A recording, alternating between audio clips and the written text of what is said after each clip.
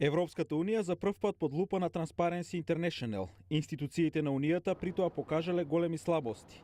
Марк Перера раковедал со истражувањето. Низ целиот систем идентификувавме неправилности, вклучувајќи го и процесот на донесување одлуки и нетранспарентност во лобирањето. Гледаме потреба за подобрување во областа на менаџирање на конфликтот на интереси. Исто така гледаме слаба заштита за оние кои се однатре посочуваат на неправилности во работењето, што ние сметаме дека е клучна заштита во идентификувањето на осомничена корупција. Исто така гледаме дека има слаби санкции за корумпираните компании. Една од најчестите авении за корупција е лобирањето, кога надворешни интереси влијаат на оние што донесуваат извршни и легислативни одлуки.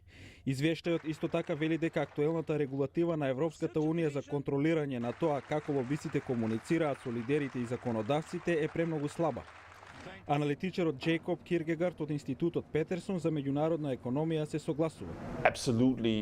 Тоа е апсолутен императив за институцијата како Европската унија која донесува регулатива за цел континент. Да не си има идеја за моќта на лобирањето и каков пристап лобистите имаат до оние кои креираат политиката е неприфатливо за било која демократска нација. Пријавувањето имоти финансиски интереси за многуте лидери на државите и законодавци е регулирано со закон да се избегне конфликт со јавните интереси.